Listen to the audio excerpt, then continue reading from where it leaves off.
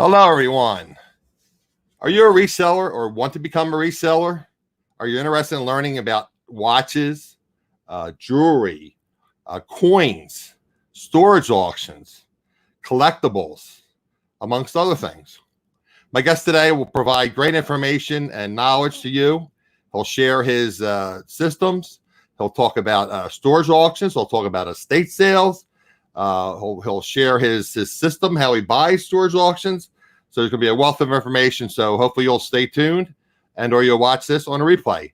If you guys have any questions during the show or after the show, please feel free to ask them in the chat during this live stream, or you can leave them in the comments afterwards, and I'll be glad to answer your questions and or reach out to my guest and have him answer your questions for you.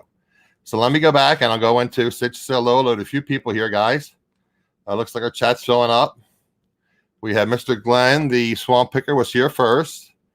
And then we have Miss Maggie Doodle is here. And you see our guest in the chat. And sure the people start filling in. Is Rosie here? I guess Rosie, Miss Crystal is here. I don't see her in the chat yet, but I'm assuming she is because Maggie sees her. Hi, Crystal. Crystal is a great lady out of Las Vegas. I will talk too much about that, but she's making some masks and she's donating to healthcare workers. So I just wanted to give her an atta girl and some props. Hey, Joe. Hey, Craig. We're going to get started now, guys. The chat's obviously filling in a little bit now. The notification went out. Got a great guest, Deldon, the 9PoundHammer. I'm going to have him do basically an introduction, who he is, where he's from, his varied career, the things he's done. And then we'll get into discussing some of the things that he's expert on. He's really a neat guy, extremely knowledgeable, and he's wanting to share his knowledge with us. So let me bring on Mr. Deldon, the 9PoundHammer, and we will get this party started. Mr. Deldon, you are up, sir. Howdy, y'all. Howdy.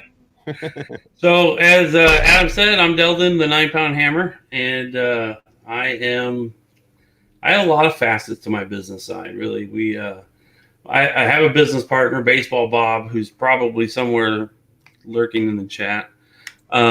We buy storage units at auction, abandoned storage units, and then we also are. I'm a professionally licensed auctioneer.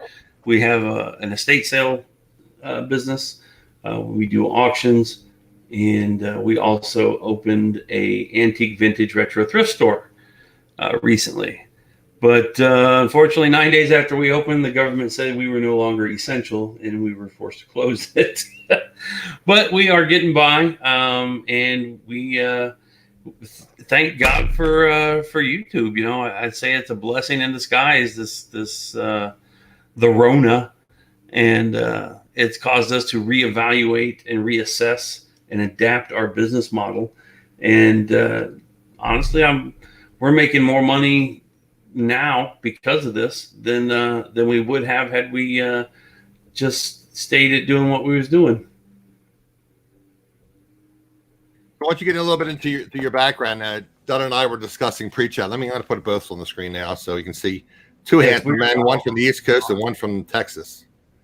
So why don't you get a little bit about to tell the folks here, your background. You're originally from Chicago area, and why don't you get in that? Yeah, I grew up as a little kid. I grew up in Chicagoland, and then we moved down to central Illinois, Springfield, where I spent pretty much most of my life. I grew up in a little town called Chatham, just south of Springfield. My parents had, antique store, knick-knack stores. I remember in junior high, we opened a baseball card shop. We traveled the country doing baseball card shows in the summer. We'd go all over the country. And then I was always, when they had the stores, I was always in the stores working because I was free manual labor. And there were some things I loved I'm doing. sure there's a lot of free manual labor these days. Oh God, it was horrible, man. I'm sure they wanted me to get good grades, but when I didn't get good grades, I would get punished, and punishment was either sorting baseball cards or polishing sterling silver and dusting, and it truly was. I got a master's degree in collectibles and flipping, really. it really started at a young age. I always ask that question. I actually say, well, was it your mother? Was it your father? Was it your neighbor? Was it your uncle? How'd you get involved in reselling? And that's your story. Yeah. I mean, growing up watching, mom and dad, we would go to flea markets and buy stuff, and then, buy something for $3-4 and sell it for, $30 or whatever. I thought that was fantastic. I was on, so I've always loved making money. Picking, I was on Global Voodoo's channel the other day, and I told the story of, I've always been a hustler. In sixth grade, I sold flavored toothpicks in junior high. I don't know if you've seen that or heard that story yet or not, Adam. No, but I know people like, they sell like candy or, trading cards, baseball cards. So in 1985, my mom married her high school sweetheart after her and my biological father had gotten divorced several years before. And he adopted me and my kid sister at the end of, I guess, September of 86. And we went to dinner that night after the adoption and all the paperwork was done to celebrate, and went to the steakhouse. We went to pay at the end, and at the cash register stand, they had toothpicks. And I got a toothpick. Well, you think you need a toothpick. And it was mint flavor. It was mint flavored toothpick. I was like, okay. I've never heard of a flavored toothpick before. That's insane. And so it gave me an idea. So I saved up, a month's worth of allowance. Made mom take me to the store. I literally bought 10,000 toothpicks. 10,000 toothpicks.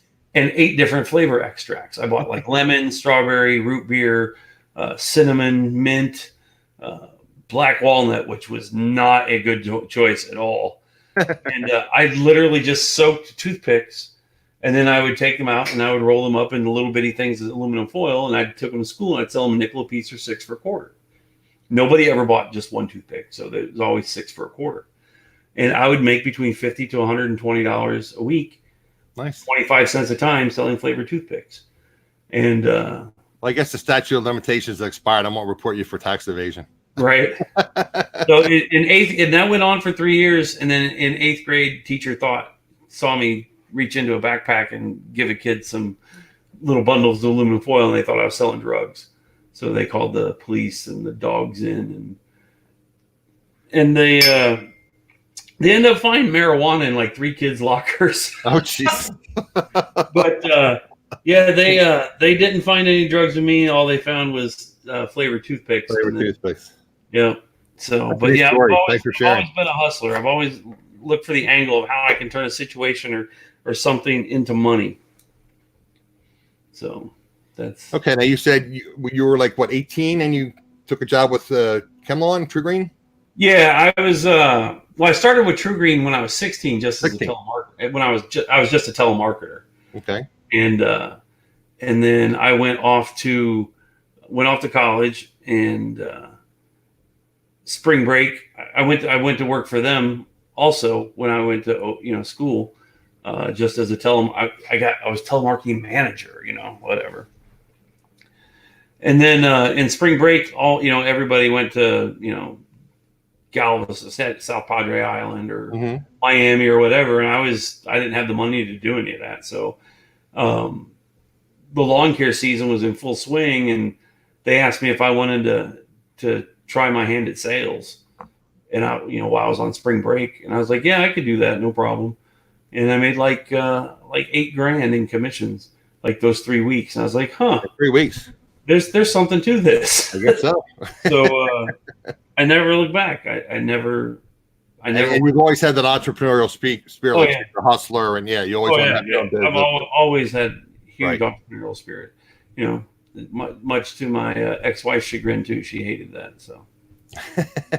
Well, that's history. So you don't have that burden anymore. I had Bill and Dave on again.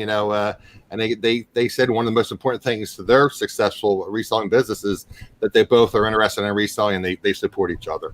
So if you have a spouse or a family member that support your business, and they say, "What do you do that? That's not a real job. Get a real job." I mean, obviously that's a detriment. So you're on your own now. I know you're always looking for a beautiful young lady to be by your side, but in opening my videos, I always say for any lady who desires my companionship, there you go. I'm always looking for somebody I can build an empire with. I mean, I have baseball Bob right now, but he's just my, we're business partners. Bob's the manly man. He's your friend. Yep. Bob was one of my bosses too at Audi, and okay. I was on medical leave. I had some heart issues, and I was on medical leave for 5 weeks. And Bob and I met for lunch a couple of times. And when Bob left Audi like 6 months after I started at Audi Dallas. So that was in like September. So right around, I don't know, February, March or whatever, Bob left. And then he went to work at Aston Martin. And Bob and I always stayed in touch. Bob always thought I was a pretty good salesperson. He asked me, if I'd be interested maybe in transitioning to Aston Martin or whatever. And I was like, you know what? I love the Audis. And to be real honest, I couldn't fit in an Aston Martin. I'd wear that car like a backpack. You might be able to fit like half your body in there. Right. So we remained friends. And then, we went to lunch the second time. I was like, we both have the same idea. Neither of us want to work for the man anymore. And I've done this business as an auctioneer, reseller, discount warehouse, antique mall type format. I was like, are you interested in maybe going into business together? And he said, after our meeting last week, I was wondering the same thing. So that was on a Tuesday. Bob quit his job on Friday. And we started looking for a place to open our store and auction gallery. So. Okay. Now you were telling me pre-chat that you have different certifications, and you said you're a diamond. I mean, I don't know the technical term, diamondologist. Is that correct? No, I have certification in diamond grading from American School of Jewelry. Coins, did he certify you with coins grading things as well, or no? Yeah, I'm a numismatist. I've been doing coins since I was 8 years old. So like you said, the majority of the inventory you get is through estate sales, which I guess the hold is on that now. So it used to be, but the majority of my inventory now is storage units. Storage units, right? Yeah, but we do estate sales and whatnot. You do your own estate sales where you run estate sales and you source from estate sales, but your primary source of I got that mixed up. Primary source of inventory now is the storage auction, but obviously with what's going on, we won't mention it. There's kind of a hole with storage auctions, even online storage auctions. My understanding is that they're few right now. I looked on storagetreasures.com yesterday, and there was within a 250-mile radius, there was I think only 8 auctions. Right now. So yeah, they're sparse to say the least. And again, most of my people, I recognize almost just about everyone in the chat. You guys are all familiar with YouTube and the various channels. And this has become an outlet, guys, to source. If you don't run your own YouTube auctions, you can source from the various YouTube auctions. I mean, I'm not going to name, but I don't want to offend anybody. There's dozens of YouTube auctions out there. Obviously, Deldon does one. And before I forget to ask you, Deldon, I want you to tell the people, you used to have like a scheduled time, and now you're, I guess, with being. Well, so I have 2 weekly auctions that are set. So I have them every Thursday at 8 Central, which is 6 Pacific or 9 Eastern. And then Sunday night, I do a late night auction after What the Hails. So I kick it off about 10 and, 10 Central on Sunday evening. Yeah. And then we actually don't start auctioning anything off really until about 10:30. But I start the show at 10 and we just talk about what's sold and we chit chat and BS it a little bit, have some laughs, and then about 10:30 we we get into it and start doing the auctions. But I do pop-up auctions. Like I'm going to do a pop-up auction tonight. Okay. So again, guys, all of Deldon's information is in the description below. His YouTube channel, and he told me he's not real active on Instagram, but his Instagram information, also his information about his store. When this all settles down, there's information as far as the store, his address, the store phone number. So if you happen to see something, you happen to watch a Deldon's auction or something, you're interested in something and say, wow, I'm really a coin collector. I really like to talk to Deldon about purchasing coins. Reach out to Deldon. You have some kind of voicemail system or something at the store that can leave a message for you, or I have it on. I have 2 cell phones, so gotcha. One of them is the store's phone. Gotcha. But I have friends that I grew up with that know me and know what my expertise is. And several weeks ago, I had a buddy of mine just asked me if I wanted to take a look at his coin collection. I said, sure. So I emailed him a FedEx label. He sent me the stuff. I gave an appraisal of it, and he didn't want to sell any of it at the time. But, I gave him an honest appraisal of what stuff was worth and what I'd be willing to pay for it if he wanted to unload it right then. Right. He didn't take me up on my offer. I've had several people who have. So. You told me, again, that's only about 1/10 of 2% of what Deldon has done over the years. But he told me he's built up a very large, we used to call them Rolodexes. Now I guess, contacts, we call them these days. But he sources through them as well. A very large contact base. Yes. Yeah. Yep. So, and I'm sure you're younger than I, so you probably remember. So this guy was a coin guy. This guy was a watch guy. Guy was a collectible guy. So I guess that's another way to source. Reach out to people, run Craigslist ads, although I guess it's kind of difficult. And another thing too is I posted an ad the other day on Facebook Marketplace and on all the local buy sell trade pages. Hey, with the uncertainty times right now, people out of work, if these are things I'm interested in. I buy sports cards. I buy vintage toys. I buy coins. I buy jewelry. I even buy broken and scrap jewelry. You got a pair of mismatched earrings. Guys, I'd like to bring up, Chris, the eBay. He's a new channel. I always get confused his name, but pro tip: run Facebook ads in the various buy sell groups, local buy sell groups. Yeah. And you can source. I've discussed that before on this channel. You can source outside your region as well if they're willing to accept PayPal and ship to you. Yep. That's where you've done that as well, right? You just have to be able to think outside of the box. Exactly, especially these times. Yourself in the butt and be, have a defeatist attitude and be like, "Woe is me, woe is me. I can't make my mortgage payment or whatever." You're gonna have to get out, hustle, and grind. I mean, yes. There's no 2 ways about it. You can't just think outside of the box and think, okay, I can't source this way. A stimulus check or whatever that's supposed to be coming. I mean, when and if that ever gets. When and if and how and yeah. You gotta rub 2 nickels together and make $1 out of it. You have to grind. I grind 24/7. Okay, so let's. We discussed several things you and I pre-chat and previously before we were setting up the show. Things you'd like to discuss. What would you like to start with? You want to start with the storage auctions? You said you have a system as well. You said how you source. Yeah. So when I put you on full screen again. Do what? Oh, don't. Keep talking. I'll put you on full screen. I hate full screen. Oh, you prefer this? It looks like I'm just talking to myself. All right, we'll do that. I don't like this one. Oh. See, I like that one. I like that one the best. I like that one the best because then it centers my face. Like and the ladies can see how handsome I am. All right, there you go. But no, live storage auctions are always the best. You're going to get the best deal of the live storage auction because there's only going to be a limited number of people there. You go to a storage auction, there may be 40 or 50 people, which people are, there's too many people here.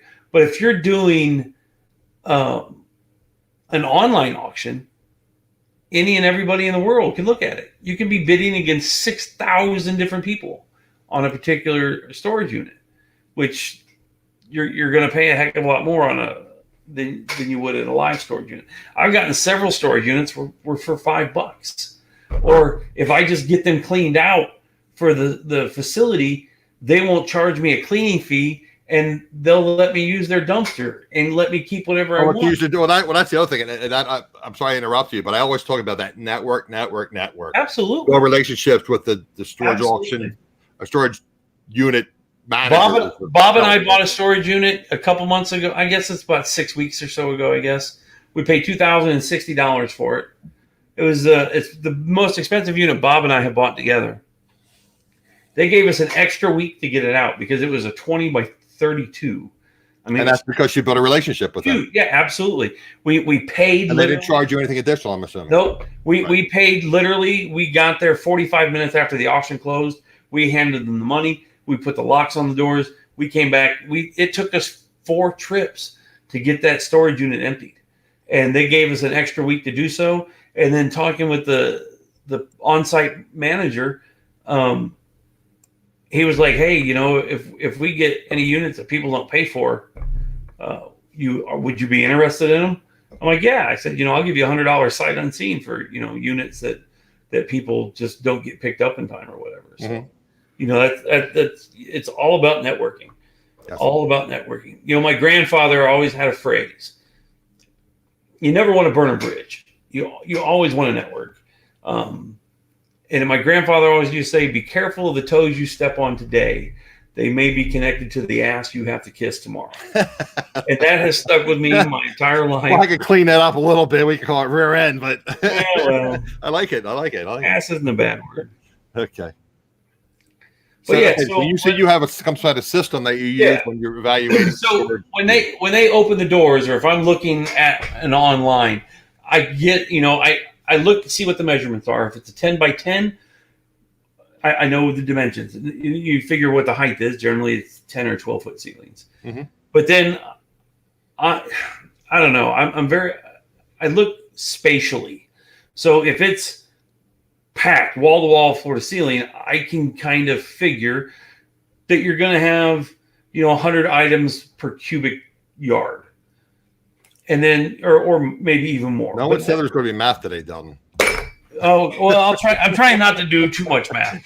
So, I visualize it. If I'm going to bid $500 on a unit, and I'm going to figure there's 10,000 items in the unit, then I just figure I got 20 cents or whatever it is into an item, and I know there's items I'm going to sell for $50, $100, $20.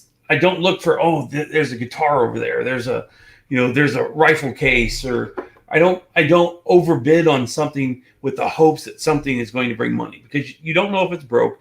You don't know if it's in the case. So I go by volume. That's how I break it down.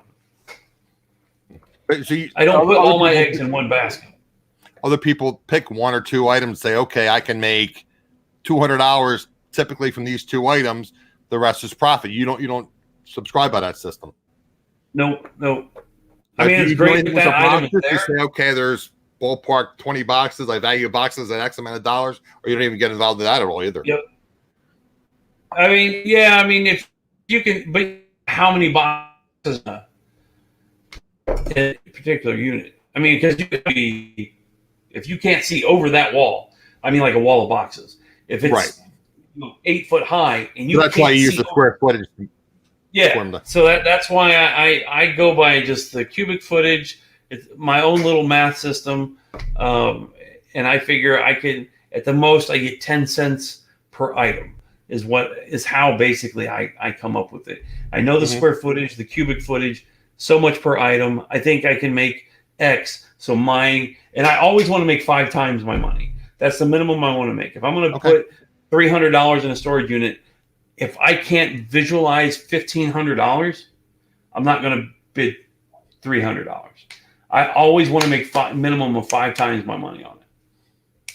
Now, again, I watched you on the YouTube auctions, and you discussed how you bid. Do you have like a system when you're bidding? Do you like kind of like shoot up real high and try to knock people out, or do you just kind of like watch? Yeah, so when I bid, like when I do a YouTube auction, right? Or if I'm watching, if you're a buyer, potential buyer, I'm a buyer YouTube auction, because of StreamYard being hot garbage and always failing and having crazy lag and everybody having problems with it. Like as an auctioneer myself who has auctions, I hate the okay, let's nickel and dime, take an item. I got a coffee cup for sale. Okay, it shouldn't take 20 minutes to sell a coffee cup. True. So if I'm going to bid, I'm going to give you my best bid right off the bat. Right. And a lot of times it works because it scares people. Oh my God, I'm not going to spend $40 on that. And then they just back off. Well, yeah, something opens up $10. Yeah. You're like 12, 14, all of a sudden you go $40. It's like, whoa. Yeah. I won something the other day for $100. It was right out the gate. I bid $100 and not a single person bid after me. Well, you don't need to tell us what it was, but again, do you still use that 5-time rule when you're buying stuff? Oh yeah, absolutely. Okay. Absolutely. So you potentially feel you could sell that for $500. Yep. Gotcha.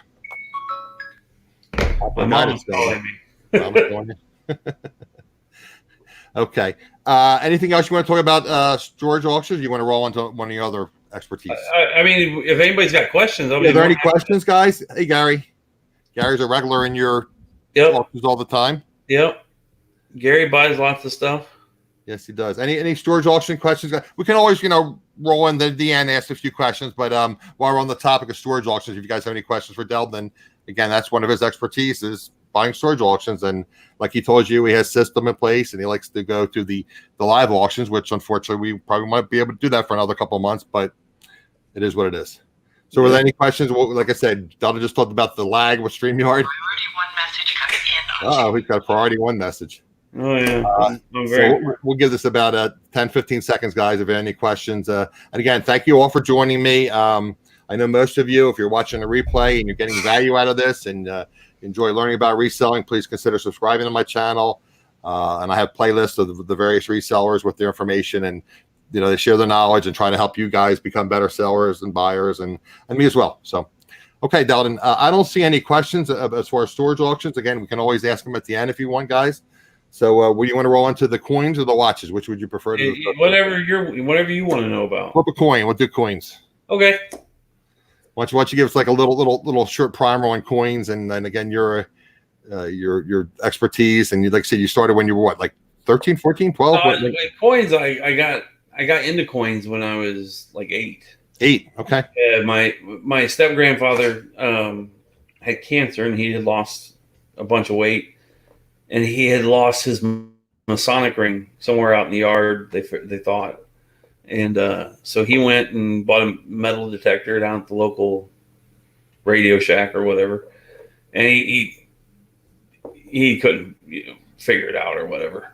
So literally he threw it at me and told me to figure this darn thing out. Right, okay. Explain thing out.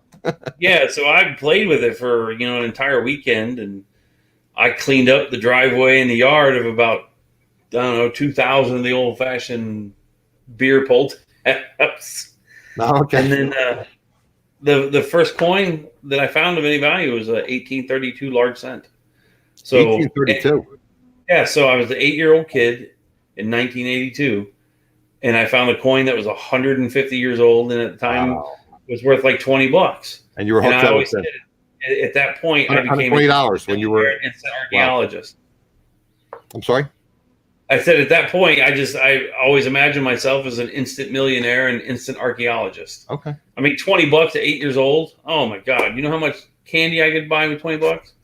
But I kept. They still had probably 2-cent candy back then. Right. I still have it. It's sitting in my safe. So it's a coin I'll never ever get rid of. Yeah, it's a but so I started, wow, let me learn about coins, and so the old large cents have kind of been one of my favorite coins that I've ever collected. Gold coins obviously are the bucket list items. So I got into metal detecting a lot too, and you find a lot of silver coins, and I found a seated half dime one time, which was fantastic. That was one of my favorite finds, but.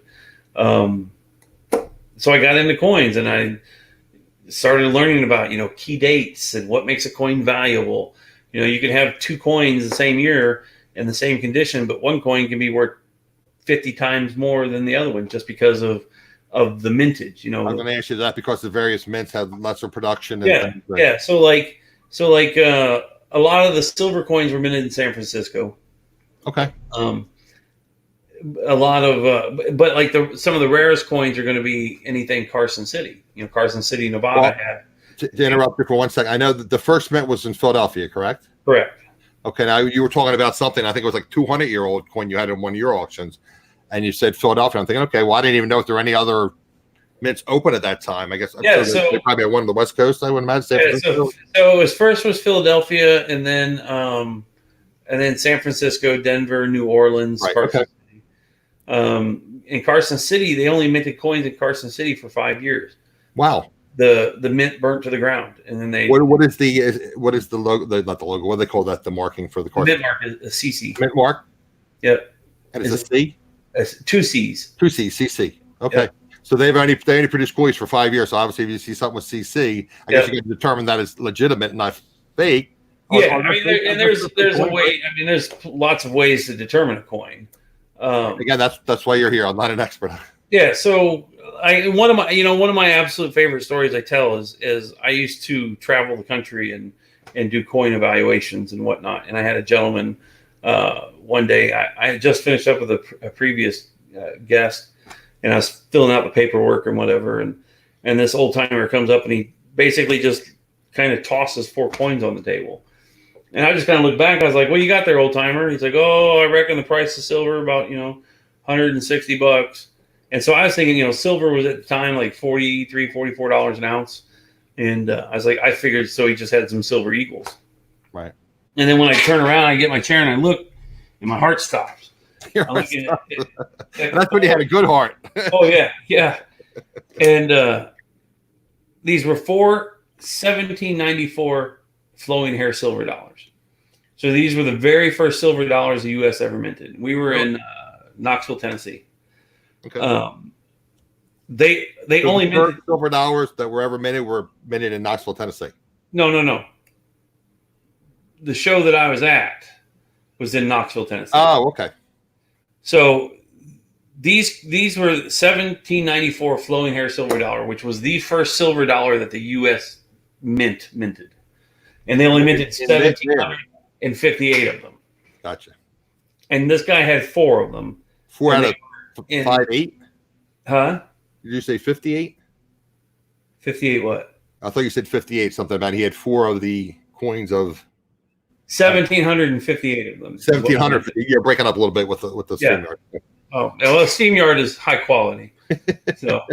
So he had 4 out of the 1,758. Yeah, they were wrapped up in a handkerchief. And I looked at him and I was like, okay. So then my suspicion is this 90-year-old guy is, counterfeiting rare coins in his basement or whatever. Right. And so I break out my calipers, my scale, the microscope, and everything is perfect on these things. And I said, "Where did you get these at?" And so he said, he rattled off his 6-time great grandfather was the first production manager at the U.S. Mint and Treasury. Wow. And I was like, and so I'm sitting here, I'm Googling the guy. Going from generation to generation to generation. Yeah. So I'm sitting there talking to the guy, and he says his name, and I Google it, and I was like, well, I'll be darned. And then so come to find out, he tells the story. This guy's name was Clarence. And so while I'm doing research on these coins, I'm trying to get to know him and build a relationship with him. So his generational great grandfather would basically steal 4 coins of every production run that they did because he had 4 sons and he wanted to give each of his sons a coin. And I guess 3 of the sons had died of scarlet fever or rheumatic fever or something. Right. And so Clarence had these coins for 70 years wrapped up in a handkerchief in a coffee can in his basement. Wow. And he brought him in. So in talking to him, we determined that the coins were authentic, and I was chatting with my boss through Messenger, and I was like, "What do you want me to do here? I don't." The last coin, only 20 were known to exist, and at the time and it had been 9 years from that date, basically, that a previous one had sold it at public auction. And so I'm trying to do an appraisal on these coins, and this old guy's trying to sell me the coins. And because 3 weeks before we had got there, he had put his wife of 61 years in the nursing home. And in the state of Tennessee, if you're not independently wealthy,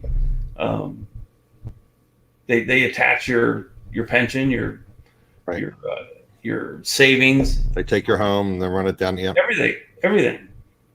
The week before we got to town, they had a hailstorm. He needed $4,800 for a new roof.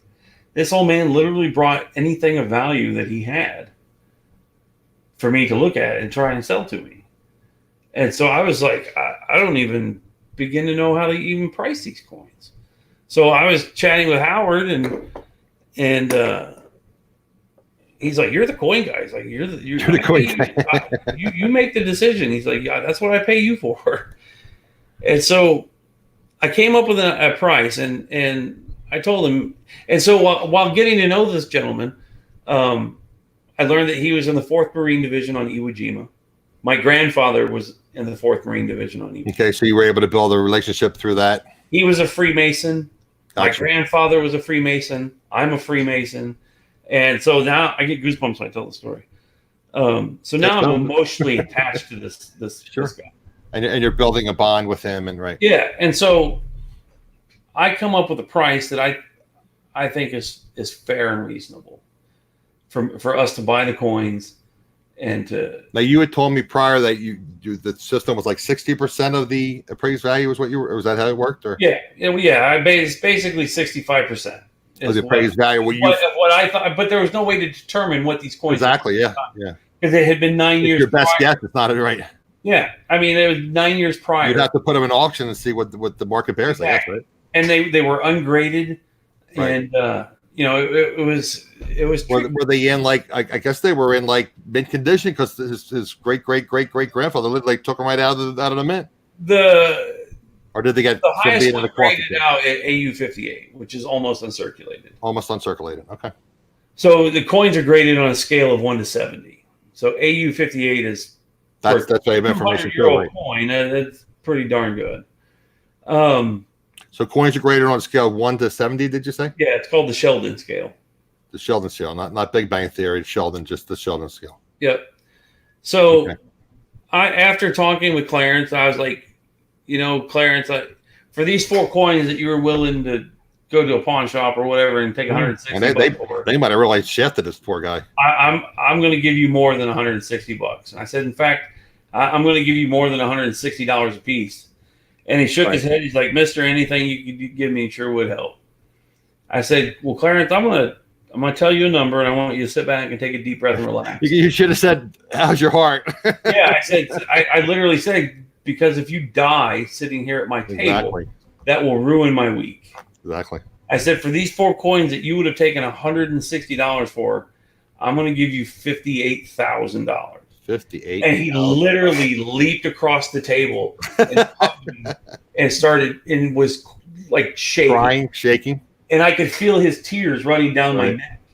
And I was like, I lifted him back down his chair. I said, "Clarence, take a deep breath, relax." I said, I realize that's a large sum of money, but I'm giving you $58,000 a piece for them. And he absolutely lost it. He sat there and rocked, and his lip quivered, and he sat there and bawled for like an hour. And that's what we did. And then he had a $10,000 gold certificate too that had never been canceled.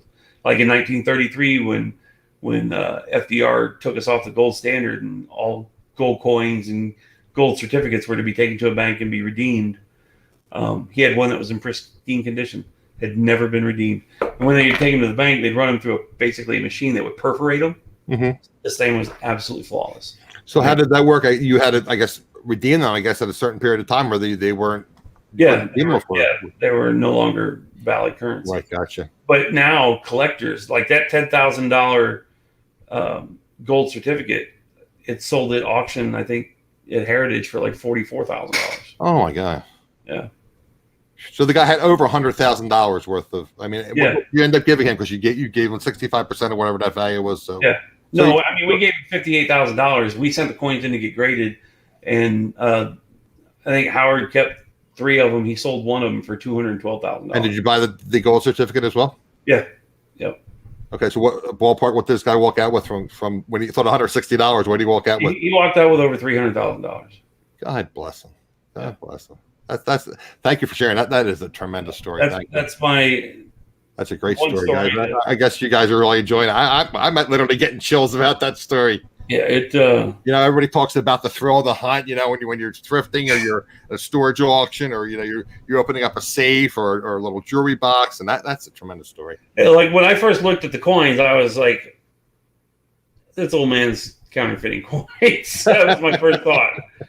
But yeah, so that was that. In 4.5 years traveling and doing that's the one story that I'll take with me forever. I'll take that to your grave, literally. Means everything, yeah. I mean, literally, had he gone to a coin shop or a pawn shop and said, "I think I got $160 in silver here," somebody would say, "Oh, I'll give you 200, old man." yeah. I mean, somebody. I mean, yeah, not me. I'm an honest person, but I'm glad that he gave me the opportunity to look at him and to help him out. Again, I'm not very religious, but by the grace of God, he went to the right place, and you did right by the man. Yeah. Yep. So okay, while we're on coins, sourcing again. Obviously, you're an encyclopedia of coins in your mind. Us as resellers, we're going to estate sales. I mean, I've never really seen coins at garage sales, yard sales. I guess it happens, but you're more likely to find them at a estate sale, I would assume, right? yeah, a lot of estate sales, they overprice things. That's what I was going to ask you. Yeah, buying coins at an estate sale is near impossible. I mean, you can buy, but you're going to. I wanted to ask you. That was on my mind. They're going to open a coin book, and and if you go to a coin shop, if they break out a red book, just walk out. Because red book is way overinflated price. Is that kind of like with the car dealerships? They have like the blue book and then Yeah, but everything's online with cars anymore. True. But if they break out a red book, that's you want something called the gray sheet or the blue book. Repeat that: gray or great? Gray. The color gray. Color gray. It's called the gray sheet. Gray sheet. Okay. That's going to give you probably write that down, guys, or take notes after and rewatch this. But yeah, you never want to. You can go to any Barnes and Noble and buy the blue book. Well, I used to, maybe in a couple months. Because the blue book is basically, wholesale. Gray sheet, not blue book. Okay. Yeah, you never want to pay red book price. Now, I'd love to sell red book. I'm sorry, red book prices. Red book but, prices. It's some people do, but it's. If they break out a red book, it's not a place you want to buy coins from. I was going to ask you: is there an app or is there a website? Can you research these? Like you go in your little corner. Well, see, now with the internet and everything, is you can literally take a picture of something. You can open up the eBay app and take a picture of something. I've had issues with that, but I guess it does work sometimes to take a picture. It tells you what it is, and then but it might not give you the exact year coin or the right mint mark. But it'll show you what it is, and you get, okay, this is a Morgan silver dollar. Then you just type in the right year and the right mint mark, right? And it gives you, So, but yeah, so there's apps. There's let me just real. I'm sure 90% of the people in the chat know this, but let me just show them real quick. And of course, my mouse is not going to work. Okay, guys. So you're probably getting a lot of glare here. Let's see if it'll focus a little bit. I don't know how well you can see that. But there's a little camera up here. So you just push on the camera. And of course, it has my previous sales history. Okay. I don't know if you can see that, but that's a camera. So you can scan UPCs or you can take a picture of something. I don't know if I'll take a picture of the Deer Park water, if that'll work, but we'll try that. There's a better app than eBay. There's another app I use called CoinScope. Okay. And that one you can take a picture of it. It'll tell you what the CoinScope. Okay. Yep. And that's an app that you download, or is that like a website? That's an app. I'm sorry, it's CoinOscope. CoinOscope. Yeah. Okay. Some great stuff you're bringing, Deldon. Thank you. Oh, no problem. That's what I'm here for. It's what you pay me the money for. So yeah. Well, hopefully, we'll bring some people into your auctions nowadays. But I got a bunch of coins I sent off to get graded that should be coming here pretty soon. Yeah, you said that. You said Baseball Bob was going to pick them up, and yeah. Now you were talking about that at one of your auctions. Is that again? I know very little about coins. Is there typically like a set price and like certain grading companies to charge, or is it based on value? How do they determine what they charge you? So I choose to use NGC. NGC is my favorite grading service. Okay. They're, in my opinion, the most accurate. Gotcha. And they have the best tracking. You can literally go look on their website because every coin they put in a slab, like a hard plastic slab, that's hermetically sealed, and it gets a barcode and serial number, and you can literally type that in on their website at ngccoin.com, and it will. You type in that code, and it will bring up the coin, tell you when it was graded, what the grade was, and the approximated value at market. Okay. Of that coin. And so they have a database of coins that they've graded. And they actually have a picture of that coin. Of that individual coin. Gotcha. When they graded the coin, they actually took a picture of it. And then so if somebody's trying to sell you a coin, and you that way you can make sure somebody hasn't swapped out coins. You cracked open the case, swap the coin, but they're hermetically sealed. So a lot of times they have like a litmus test. Basically, there's a piece of the label, the barcode is on a special type of paper because it's hermetically sealed, so it's in a vacuum. And if air gets in there, then the coin that's that barcode will turn black. So that way the case. Oh, really? The case has been tampered with, and odds are, the Comet Grading Company. Is that who that is? The CBC? Yeah, they also own. And then PC. I'm also thinking of PCGS. They have PSA and JSA, which are also like autograph authentication services as well. Right. But yeah, and then PMS is PMS. Okay, so two things I've learned. Well, actually, three or four things. But again, guys, I tell you, always go back, rewatch the replay because I pick up little gems that I'm busy, talking to my guests or whatever, commenting in the chat, and I miss some things. But typically, don't source at estate sales. You can, but you can, yeah. If it's something you absolutely need for your collection. But as far there's not enough meat in the bone typically to resell because they're using this book, the red book or whatever. Yeah. So you want to buy on the blue book, yeah. Okay. We can move on to watches, or is there anything else you want to drop as far as little nuggets as far as buying coins? I mean, for us, yeah, sourcing online. I mean, eBay or. One thing I have found is some that's good is, so I get a lot of coins at garage sales. Right. Because every garage sale I go to, I ask them two questions. Do you have any old coins, old foreign coins? And do you have any, jewelry that's not out here, maybe an old class ring or a kinked herringbone necklace or old wedding set or whatever? And inevitably, 10-20% of the people say, you know what, I got Uncle Louie's, cufflinks, or my uncle was in the war, he brought back a bunch of old, foreign coins or whatever, and I tell people, I basically pay $3.60 a pound.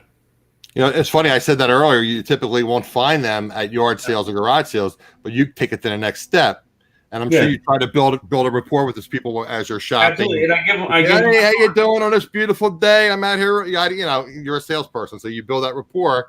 And you say, oh, by the way, you guys don't have any jewelry or coins in the house you might want to sell? Yeah, like you see a lot of the YouTubers or whatever that are out reselling. They're always asking, hey, do you have any video games? Yeah, I'm not a video game guy. Right.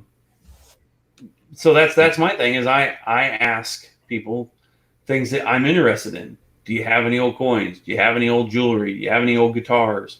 Do you have any old watches? And 20% of the time they'll go in the house and come back out and you can get in a bottle every now and again. I had mentioned Chris before. I always forget his new YouTube channel, Make Money on eBay. But pro tip, that's a pro tip, guys. Like I said, I always talk about building relationships because that's what I was taught when I was in sales. I sold in relationships. I wasn't a closer like Deldon is. I mean, he sold cars and he sold launch services, different things. And I was like, I built relationships with customers. I asked questions, whatever. So anyway, so you try to build that relationship with the garage sale person, the yard sale person. What does it hurt? Hey, how you doing? It's a beautiful day. Oh, it was a little chilly last night. Oh, the pollen's terrible today. How are your allergies? Build a relationship with the people before you start getting into the nitty-gritty of like bartering back and forth. Yep. Yeah, and then mortgages are faked all the time. But I talked about that. And Deldon's an expert. So yeah, I mean, there's a lot of things like when you're one thing that a lot of coin dealers will do when you're somebody brings a bunch of coins into you, like this make money on eBay says mortgages are faked all the time. You're absolutely right, but I always make sure if I have a scale, I always do business in pennyweights versus grams, because with grams, an ounce is broken into fractions, where it's 31.1 grams make an ounce, but it's 20 pennyweight make an ounce. So that's a special type of coin scale. No, I mean it's any scale. Well, if you ever see a scale that has, you can change over to pennyweight. Yeah, DWT stands for pennyweight. Okay. And so, like every penny weighs 2 pennyweight. Okay. A dime weighs 1.6 pennyweights, but a silver dollar that it weighs 17. It's not a silver dollar is not a full ounce. Chris is saying 20 grams is 1 pennyweight. Is that correct? No. One it's 1.62 grams is a pennyweight. Okay. 20 pennyweights is an ounce. Okay, it was an ounce. Okay. Gotcha. Yeah. Okay, so that was the coinage. Yeah. Which we never show people.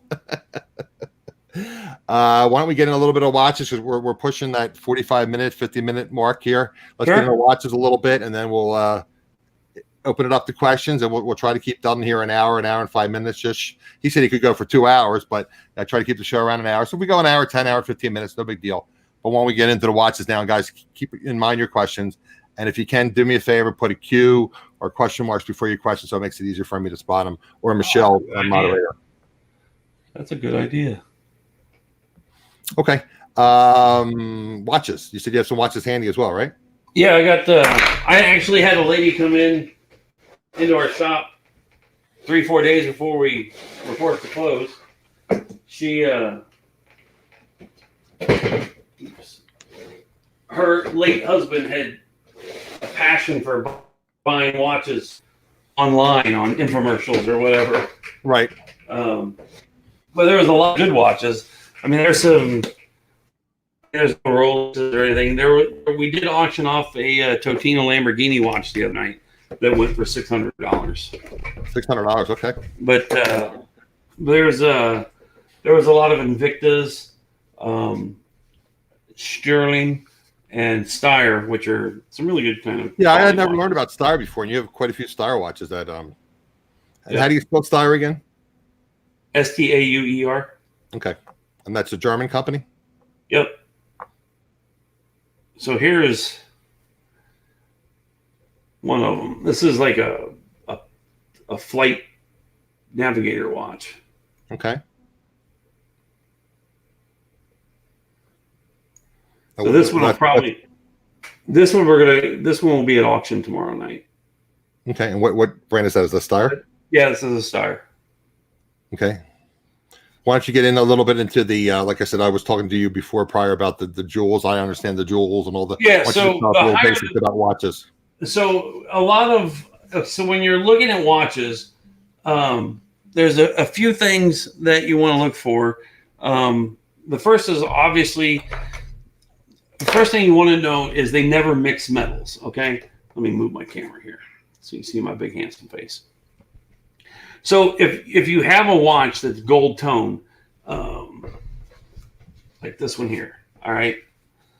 So it's gold tone, but they never mix metals. They're never going to have a 14 karat bezel or body of the watch and have a stainless steel back. So that's going to be your first clue that it's not a real gold watch. It's just gold tone. So if it was gold tone and gold tone is a possibility, you would have to test the metal, I'm assuming. Yeah, you'd have. But with silver, you know what first automatically indication it's is going not to be if gold. it's magnetic. Right. If it's magnetic, you know absolutely positively it's not going to be gold at all. You carry like a little magnet, a little like Yeah, I always go to. I lose them all the time, but I always go to AutoZone or O'Reilly's, and they have a pretty good strong magnet. It's about that big, but it's on like a telescoping rod I or have whatever. one handy here somewhere. So it's like if you're mechanics use it, so like if they're a screw or whatever or a bolt, they can reach it. Here you go. Yeah, that's exactly what I got. This was Harbor Freight. Oh, okay. Yeah, so that's what I use for my magnets I carry around with me. It's cool. It's telescoping. I forgot I could use it if I ever drop something that's magnetic. It just you can just stab it. Yep. So I always carry one of those with me. I always carry my jeweler's loop. Right. You know, even when doing jewelry or watches or coins, you know, this is the most useful tool in the world. So the other thing you want to look for is a lot of times you'll have to crack open the watch, and it'll say 17 jewels. It'll say 21 jewels. The higher the jewel count, the higher quality of watch it's going to be. Now, that a lot of that is so. When they say what's a jewel, I look at my watch. I don't see any diamonds on it or anything. I always thought maybe it had diamonds on the face of it or something. So what the jewel count is if you open up a watch and you see all the like little blue or red screws in it, right? Those are actually screws that were made out of sapphire and rubies. Because if the little metal screws, even with the with the gears and everything moving, right, as thin as they are and as light as they are, they still create friction. So they still create heat.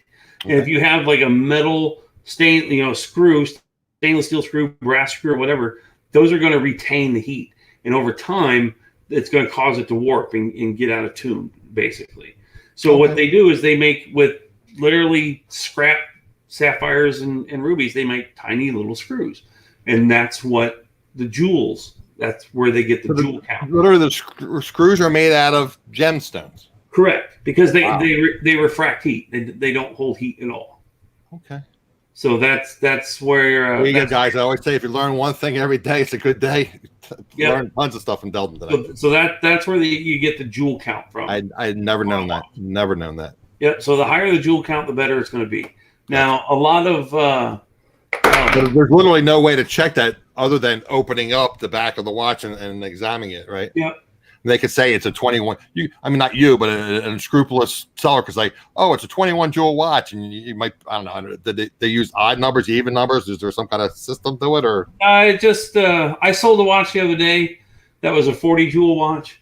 17 is the most common. 17 is the most common. Okay. Because it's seven. So now we're going to step back into pocket watches for a second. So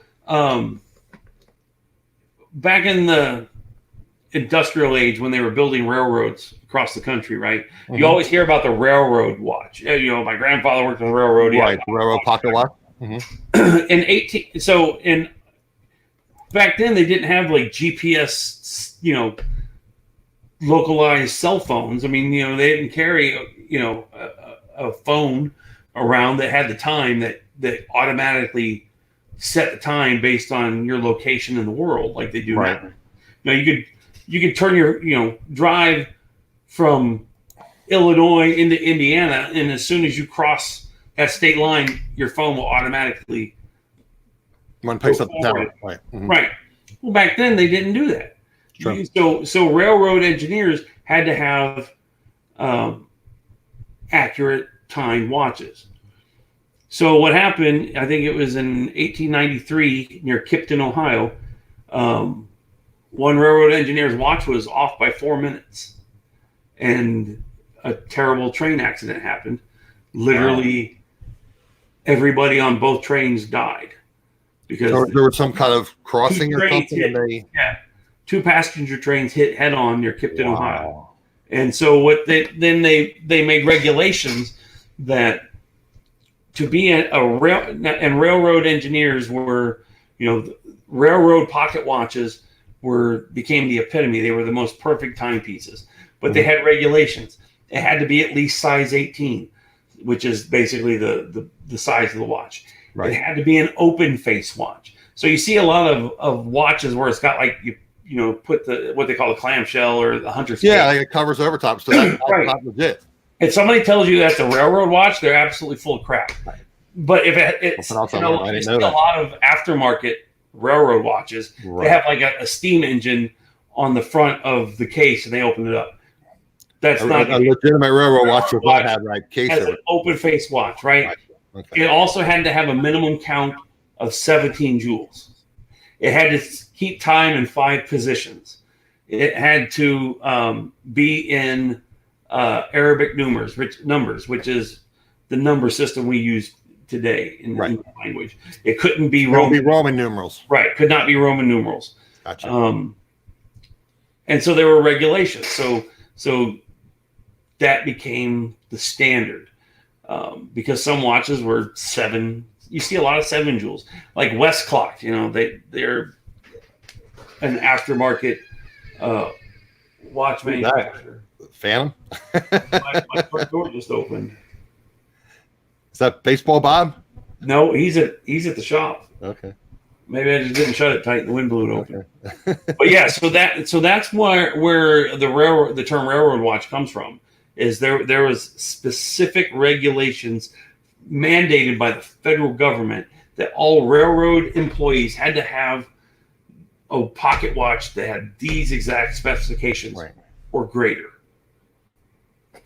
So that's, and then obviously the higher the joule count, the less heat refraction, the greater heat refraction, less heat retention, the more accurate and precise a watch will be. So the higher the joule count, typically the better. Yep. We got a little feedback all of a sudden. Okay, keep talking. I grab my earbuds.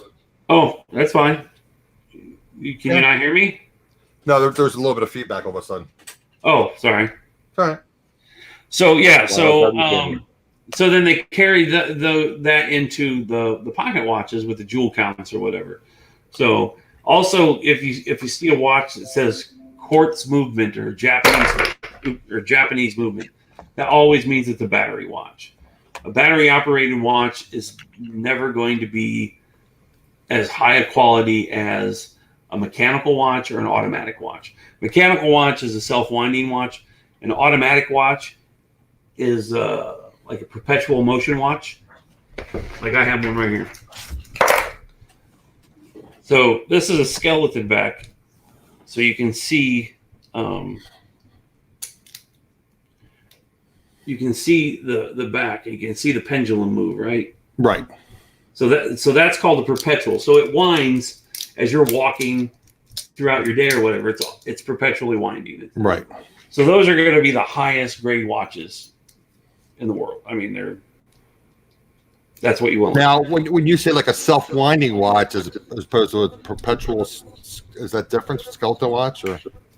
Well, the skeleton just means you can see in. Oh, you can see inside the workings. Yeah. So the perpetual winding that's an automatic self-winding watch. Gotcha. Perpetual. Like I had purchased through your auction, I purchased an Invictus. So you told me it was self-winding. Yep.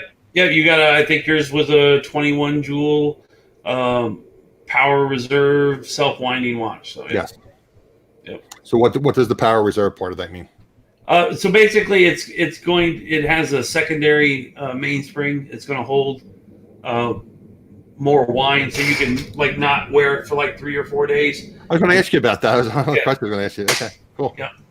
I think it gets to be a pain. I have a huge personal watch collection. I hardly ever wear a watch, but I've always loved watches just because the whole mechanical part of them has always fascinated me as a kid. Mm-hmm. Like when I was a kid, I hated cartoons. I didn't play a whole lot of video games.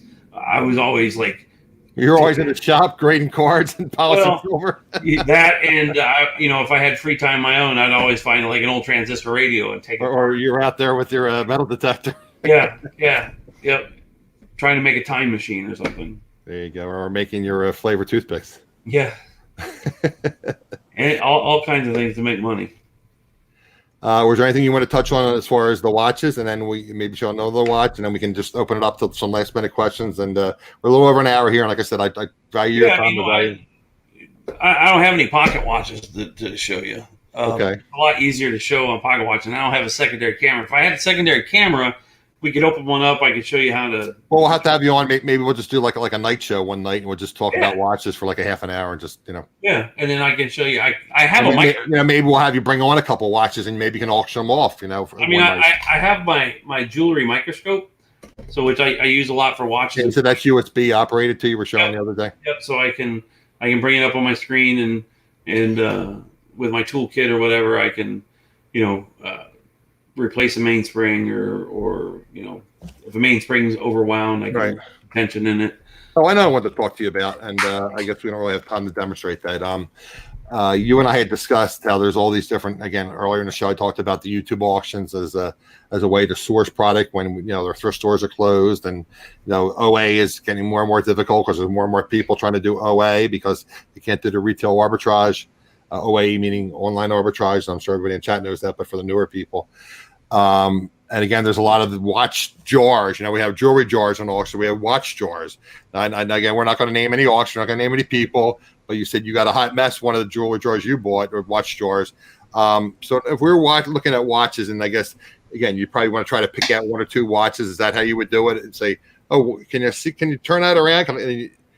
How do you evaluate that? And again, changing the watch batteries. And you buy them. What'd you say? You bought like 1,000 batteries for whatever? Yeah, I have literally hundreds and hundreds and hundreds of watch batteries. And there's probably two. I'm assuming there's only a couple different typical sizes, right? Because I go to Dollar Tree and there's like 4 different watch batteries. Yeah, there's about 9 or 10 different. 9 or 10. Like here's a card here that's got like 6 different sizes. So there's 2 for size. So and that's something you can buy on Amazon. Yeah, I get all my watch batteries on Amazon. And then what about like the toolkits to change? I mean, are there most watches the same type of toolkit, or more expensive watches different types of toolkits? They're all going to be about the same. I mean, some come with more gadgets. If you don't know what they are, you're going to use them improperly, or you just never use them. Well, I guess like anything, there's YouTube videos. I'm assuming on how to change. You get a basic watch kit on Amazon for like $19. Oh, great! So I can buy the watch kit, and I can buy the batteries, and for under $30-$40 I'm in business. Yep. So you could go to the thrift store and buy jewelry. Like I've bought a couple of jewelry jars filled with watches. Mm-hmm. I looked at them or whatever, and I was like, you know what, I don't want to deal with them. And then like with Dwayne used to have his Saturday night, right, when Mothership Product had his auctions. Right. A couple of times I put jewelry jars that I had bought at the local thrift store for like $15-$25, and people, I think one jar brought 85, the other one brought like 115. They're just basic generic watches for the most part. Well, like you discussed before, people might want to sell them at flea markets. Maybe they're selling for $8, $10 at the flea market. Maybe they have $1 into them, and they're going to sell them for $8, $10. Yep.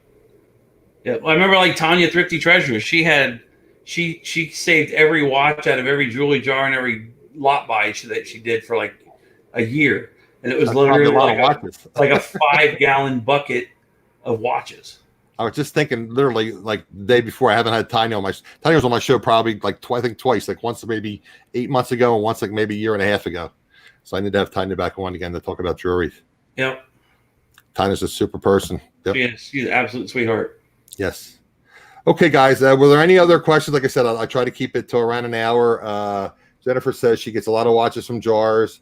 She has no clue what to do with them. Well, that's why we're trying to. I think I'm going to have, like I said, I will buy them by the pound. Well, like I said, I'd like, again, we'll talk offline, but I would like to have you on. Maybe we'll just one night. We'll do like a little primary on watches, changing watch batteries, and then maybe we can have a handful of watches. Maybe we can auction them off. I mean, obviously, to your benefit, but on my channel. Sure. That's something you might want to do one night. Sure, absolutely. Okay, guys, so you'll get a little value out of learning how to, if you spot them in your local thrift stores or flea markets or garage sales or whatever. Deldon will show us how he'll get us when he gets to set up his separate camera or whatever. And sometime in the future, I'll make sure I give you plenty of notice about that, and we'll auction off a few watches on the show. Sounds good. It's okay. So, were there any last minute questions? Like I said, I try to keep this I around didn't see an hour, any guys. questions at all. Have you? I didn't see any questions either. I mean, Deldon dropped a lot of nuggets, and Chris was here, and he calls them pro tips. Yeah, I didn't see hardly any questions, guys. I posted, bring your questions. I'm not chastising you. I'm just saying if you have any questions, obviously Deldon is a wealth of knowledge, and if you have questions about watches or coins, this is a place to ask them. And again, all his information is in the description below the video. When this uploads to YouTube, all that information will be there. His contact information as far as the store, the phone number, his YouTube channel, and he does auctions. You said schedule twice a week, and you have pop-up auctions periodically. Yep.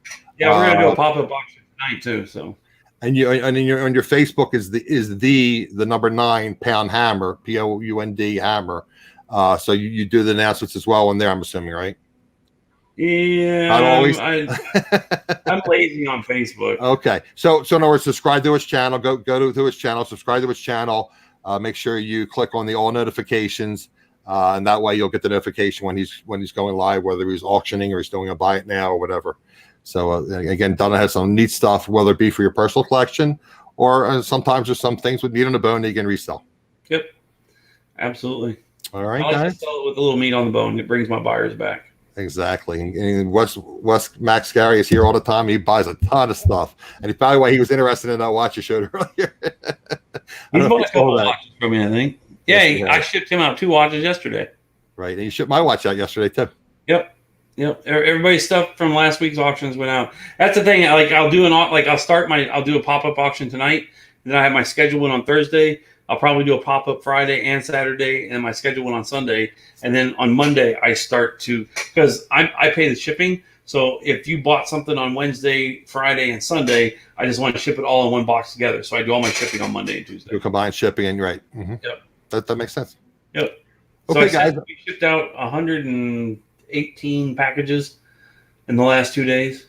118 packages. Yeah, and I got 2 lots. So obviously, guys, Deldon's selling a lot of good stuff. If he sold 118 items on his auctions, that's tremendous. That's not counting eBay. So, and that's keeping you afloat while the pandemic is going on. Yep.